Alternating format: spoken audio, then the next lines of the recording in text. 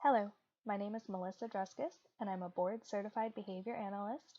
Today I'm going to show you how to make a data sheet. For this, I'll show you how to use Microsoft Word, make tables, and merge and split cells. I'm using Microsoft Word 2016, but if you're using something different, everything should still generally be in the same place.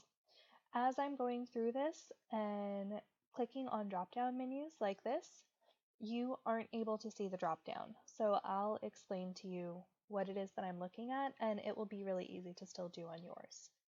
So whenever I'm creating a data sheet, I don't like data sheets only for one day because that's a ton of paper. So I like to create a data sheet that spans across at least 5 days, which would cover a week for kids that are seen once a day.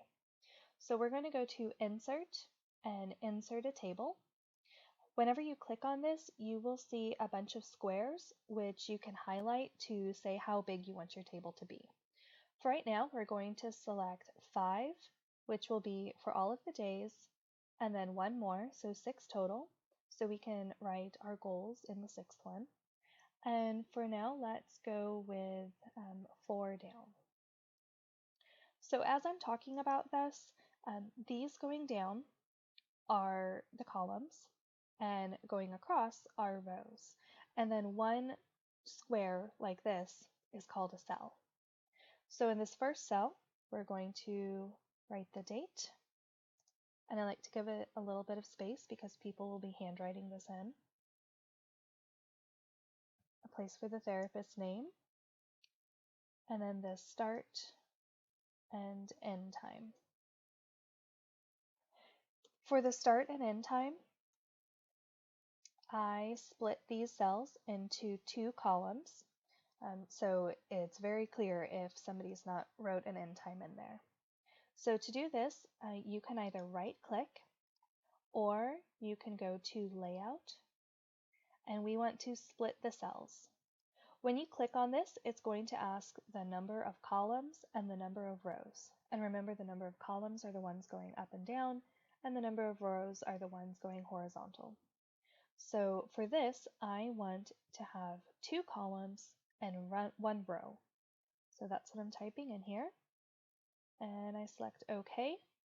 And now I have 2 columns and 1 row. I'm going to do this across all of the cells. And now the therapist will have a place to write their start time and their end time.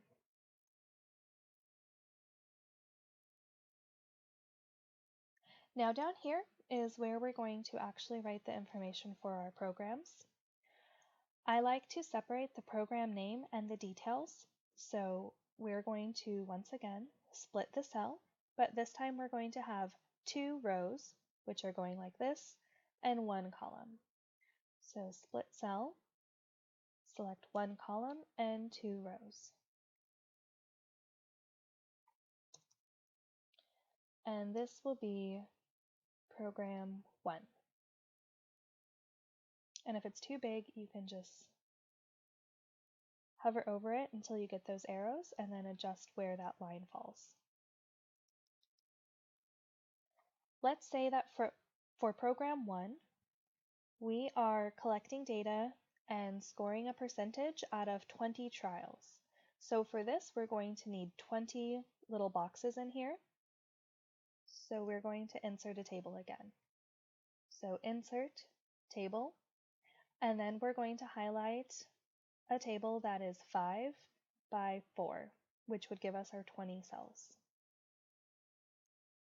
So generally, my therapist will write the percentage down here, but you can also put a spot for them to do this. So I'm selecting here. I'm going to align it to the right. And now I'm holding down the Shift key and the dash, which is next to the 0. And that's creating a line. And then add the percentage. So now everyone has a place to actually add the percentage for the program. Now we want this copied into all of these other cells. So I'm going to select the cell before it, hit Tab, which now selects all of the data here. I'm going to copy by hitting Control-C, going over to the next one, and Control-V. Tab, Control-V. And I'm just pasting this all the way across. These, for some reason, are not aligned correctly, so I'm just going to align all of these to the right.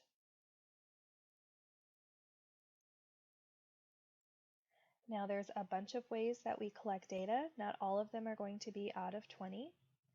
So let me show you a few other ways that we can do this.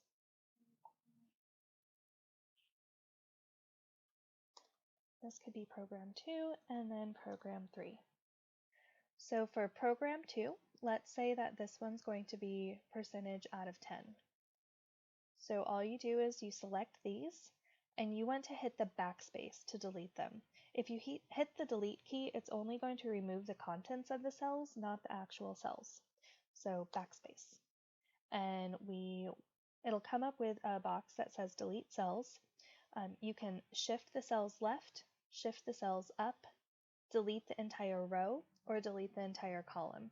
Now remember, this going across horizontally is a row, so we want to delete the entire row. Again, to get this to go all the way across, I'm going here, hitting Tab, and copying it, and then as I go across, backspace, paste, backspace, paste, all the way across. For program 3, let's say that this is a program where we are just tallying prompts. So for this, we actually do not need any boxes at all. And we can move this up.